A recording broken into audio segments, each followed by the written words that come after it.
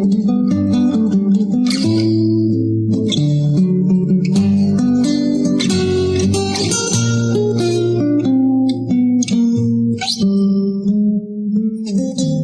la palabra, palabras. Podemos hablar del habla. Mira, la historia del lenguaje, de la lengua humana, se hunde en el silencio de millones de años. ¿Cuándo? ¿Quién? ¿Dónde? Imposible saberlo, pero un día la palabra comenzó a ser.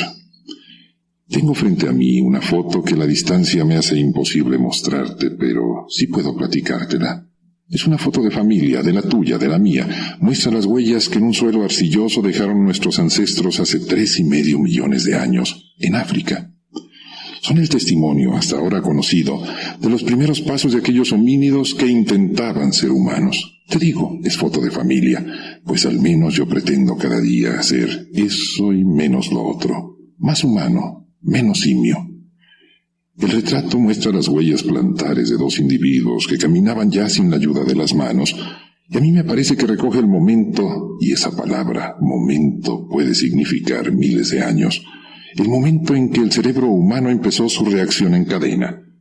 Con las manos libres, aquel ser primitivo sintió la necesidad de crear, moldear el barro, encender el fuego, tomar la piedra y lanzarla, y de expresar sentimientos. Sin más fundamentos científicos que la intuición, que es muy necesaria en este amantazgo del lenguaje llamada filología, creo que el lenguaje nació de la liberación de las manos y de advertir que la capacidad creativa de ellas requería convertir los sonidos guturales en consonancias organizadas y armónicas. ¿Cuándo? ¿Cómo? ¿Quién? Nunca se sabrá. En un buen momento, la mano exigió al cerebro echar a funcionar 2 membranas situadas en el cuello de los primates. A ese momento los griegos le llamaron psique y los romanos ánima, soplo inspiratriz. La palabra surgió de la boca humana. ¿Piensas? Bien o mal, todos lo hacemos. ¿Hablas? Bien o mal, también casi todos. Pensar y hablar, actividades diferenciantes del animal humano con respecto a todas las demás especies del reino animado o animal.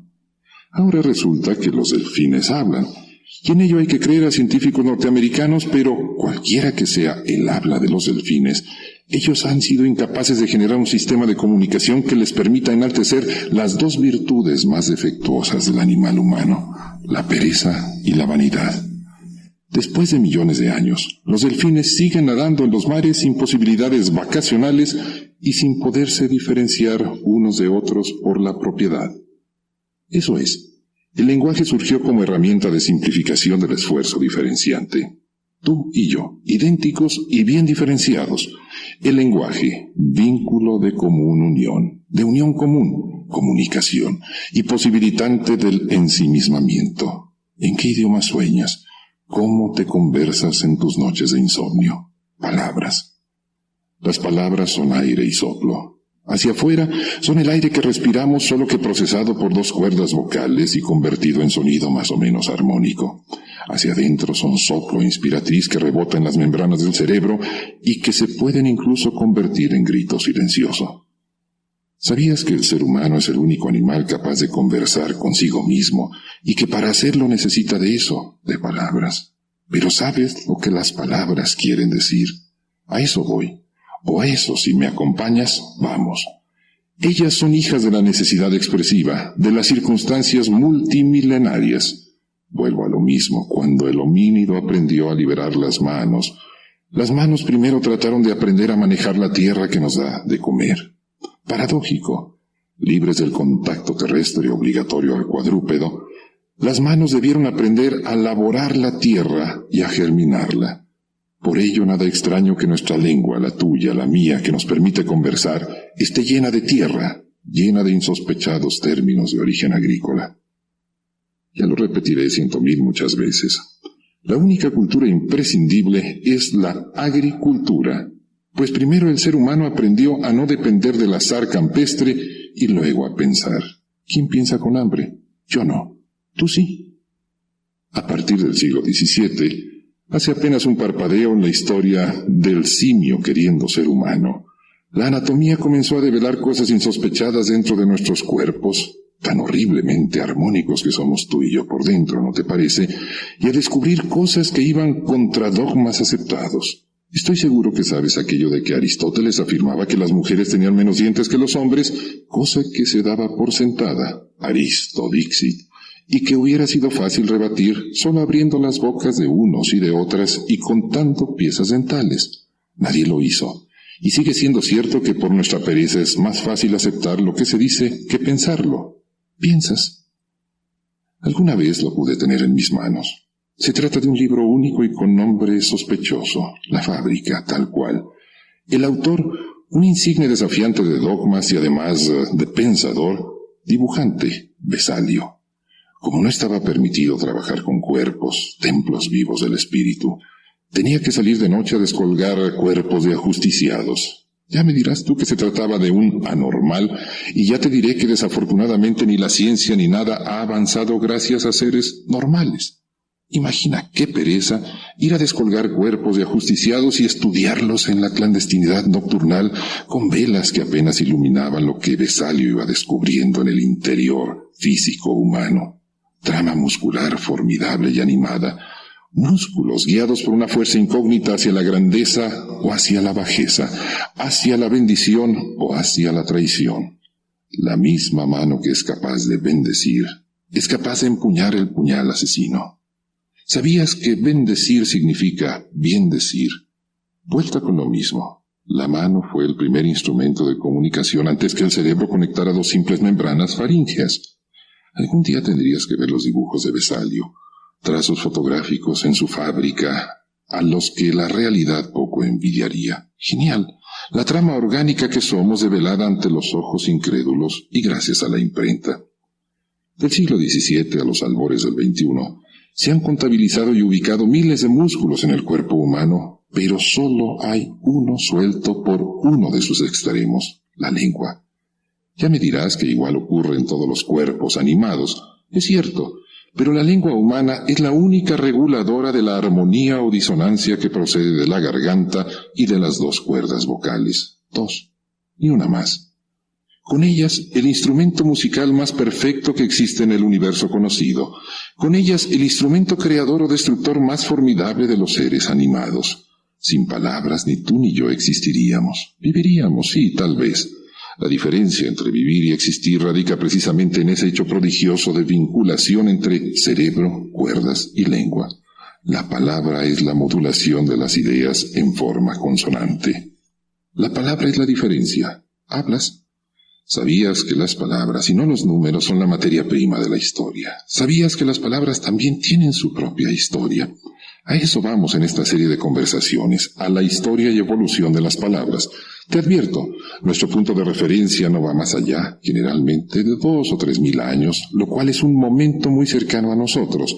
Ir al sánscrito o a las raíces indoeuropeas nos remontaría a 10 o más miles de años. Tal vez te resulte ignominioso o ofensivo que no me refiera a las lenguas matrices aboriginales, sino excepcionalmente.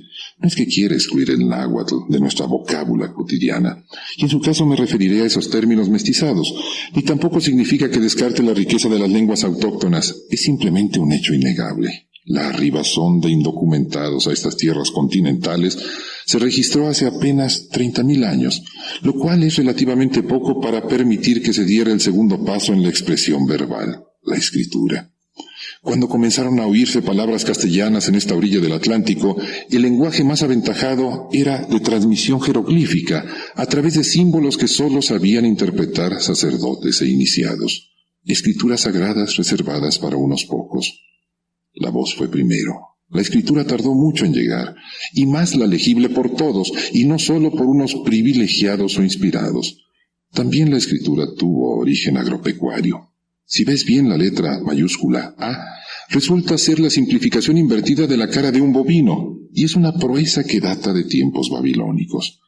Así, cuando los irruptores de un supuesto orden idílico y aboriginal llegaron a estas tierras, traían con ellos la escritura, la grafía, diferenciante de las civilizaciones ágrafas que habitaban los territorios que conquistaban y colonizaban.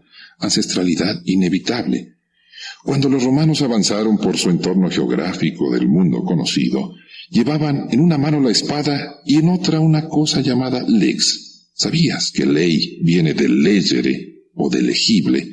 Si la ley no puede ser leída por todos y entendida por todos, podrá ser todo menos eso, ley. En las civilizaciones ágrafas, la hipotética ley estaba en manos sacerdotales que mandaban imprimir los símbolos en la piedra. En las civilizaciones gráficas o alfabetas, la ley hipotéticamente está al alcance de todos, solo que los sacerdotes del poder, tú sabes, se encargan de hacerla difícil de interpretar. Pero, en teoría, había una diferencia radical entre el jeroglífico y la palabra escrita, que no fue sino la resultante de poder contar a otros, no solo a los presentes, lo ocurrido y las interpretaciones del día pasado. Eso es, el lenguaje tal vez nació al atardecer y el alfabeto ya entrada la noche. Cualquier atardecer y cualquier noche en la larga y corta progresión histórica. El lenguaje brotó en el momento de la reunión y después de acabadas las faenas cotidianas, la reunión en torno al fuego reposante y luego de resolver la subsistencia. ¿Qué pasó? ¿Qué hice? ¿Qué hiciste? El cerebro conectó la lengua por la necesidad de convivir. El alfabeto, a su vez, fue hijo del insomnio creativo. Lo que hice, ¿cómo podré decirlo a la distancia temporal y física? Ambos, lenguaje y alfabeto, hijos de la individualidad deseosa de vincularse, hijos de la insularidad no resignada que somos tú y yo, islas. Mi maestro, Félix Ibáñez, solía repetir que somos caverna y camino. Y yo lo siento mucho así: caverna, soledad, encerramiento, camino, salir, buscar, unirse a otros peregrinos en el tiempo. Es más, porque camino y caverna soy, ahora me pongo en contacto contigo desde mis pensamientos para buscar tu compañía. Desde mi fábrica de palabras hasta donde te encuentres. Andamos un rato tú y yo el camino del lenguaje. Allá tú si te atreves. Un poco más de 1000 años tiene apenas tratando de hacer vinculación entre seres aislados el castellano. Como lenguaje orgánico es mucho más añejo que el mismo inglés, pero la vetustidad no da jerarquía sino la funcionalidad para interpretar los tiempos presentes y para seguir escribiendo la historia. Desde San Millán de la Cogolla, poético nombre de un monasterio en donde quedaron los primeros testimonios escritos de nuestro común lenguaje, hasta nosotros, la lengua ha crujido mucho. Cada tiempo hace eso, crujir la lengua y adaptarse o romperse. Corromperse tal vez sea una forma de adaptación. Nuestro idioma es una corruptela del latín, del griego, de muchas otras lenguas troncales, lo cual te dará una idea de que la lengua pura no existe, pero tal vez también te dé una idea de que el ser biológico es corruptible y por ende es todo un arte manejar la corrupción como inherente a la vida. La lengua es un espejo de la evolución, y si el inglés ha podido evolucionar es por su magnífica capacidad de injertar palabras al tronco original y de desarraigar la capacidad orgánica de creer otros, tú y yo, en su propia lengua. Los académicos hablan de troncos lingüísticos de donde se derivan las ramificaciones, pero el truco ha consistido en convencernos a ti y a mí de que el tronco son ramas y convertir en basamento lo que no es sino un simple ramaje idiomático, insisto, lleno de injertos. El inglés ha sabido corromper y corromperse gracias a su practicidad. La historia de las palabras tal vez sirva para ayudarnos a recrear un lenguaje. La actividad más democrática que puede existir sobre la faz de la tierra es justamente esa, la creación del lenguaje vinculador y popular. Más allá de la pureza, del así se dice, está la necia necesidad de vincularnos, de entender lo mismo por los mismos sonidos o símbolos. Utopía en la que no descansará la humanidad hasta terminar su ciclo y sus siglos. Yo soy Álvaro González, me confieso filólogo, que no es sino una forma griega, confusa y elegante de decir algo muy sencillo. Soy un loco inofensivo enamorado del lenguaje. Allá tú si sigues este intento de rescate de la armonía y sincronía entre el pensamiento y ese músculo suelto por uno de sus extremos, la lengua. Tras las palabras, muchas. Espero no aburrirte. Seguimos.